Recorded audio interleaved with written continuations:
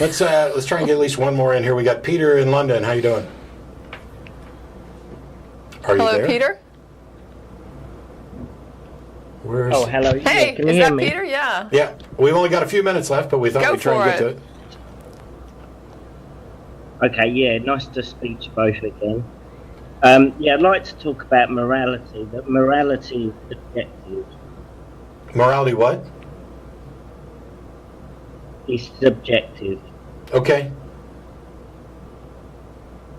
Yeah, but also that there is God. But also that there is God. Okay. So Yeah, so just like... So God has an opinion about morality. I don't know, I wouldn't word it like that. Well, isn't that what subjective kind of means? Okay, yeah, all right, you could word it like that. Okay, so why should I care what God thinks about morality?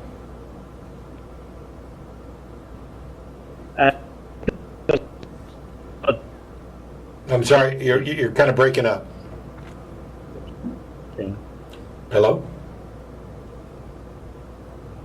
Hey, Peter. Oh, sorry. Can you repeat repeat because God created everything. Well, first of all, I don't know that, but also, even if God did create everything, why should I care what he thinks about morality?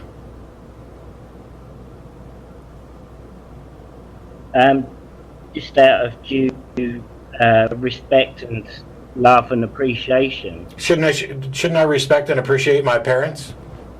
I mean, they're the reason I'm here, right? Yeah. Okay, so does that mean my parents are right about morality?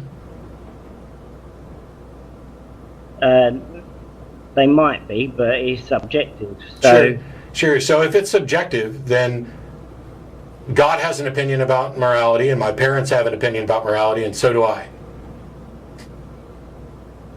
Yeah, that's right. So is anybody actually correct? Well, that question's a bit like the government saying 40 miles an hour along a certain road, and then they change it to 50 miles an hour. So which one is correct? Yeah, I understand. That's so first of all, actually it's not quite like that, because the speed limit is objectively whatever it's set at. You're confusing the fact that something could change, and it might change for arbitrary reasons. That's not a contrast between objective and subjective. Objective means this is in fact the matter of fact, independent of what any mind thinks about it. And subjective means that it is entirely contingent upon what a mind thinks about it. So if the speed limit is 55 miles an hour, it doesn't matter whether it used to be something else or it might be something else tomorrow, and it doesn't matter why and how it changes. It is an objective fact that the speed limit is 55 miles an hour because the speed limit is that, irrespective of anybody's opinion about it. Yeah, but somebody's opinion had to set that in the first place. Yeah, but that's irrelevant. That's not relevant as to whether or not the fact of the speed limit is not subjective just because it came from a subjective source. So the rules of chess, for example, are arbitrary. See, we can change them, we can have house rules, whatever. But when we talk about the structured rules of chess, they're there objectively so, and you and I can both look at them, and we can. It doesn't matter if you think that the rules are something else, right? I'm just trying to highlight the difference between objective and subjective. We'll set that aside and get back to the question that I asked, because you said that morality is subjective. So under that, my understanding is that nobody could be correct. If it is entirely subjective, meaning that it's just a matter of people's opinions about something, then there wouldn't be a right answer, right?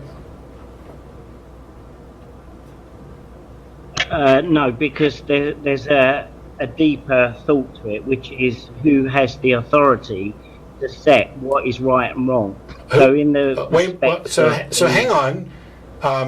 Now we're talking about something entirely different, because you're talking about an authority to set the rules.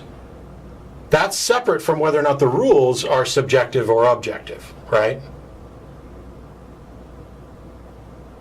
Yeah, well, I would say all rules are subjective. Okay, so why do I care What gives God the right to set the rules and forces me to abide by them? Yeah, because he's the creator. Yeah, I don't care about that.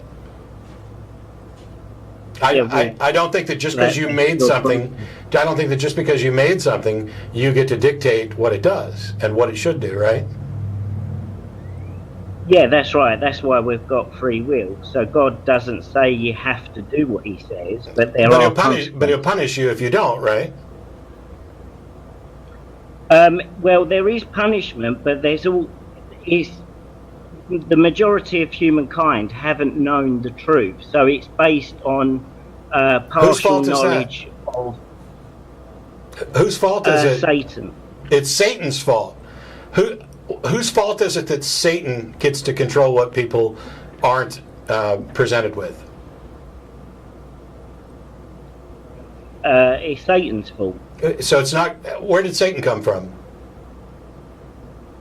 God created Satan. Yeah, so God created somebody who's blocking people from understanding the truth, right?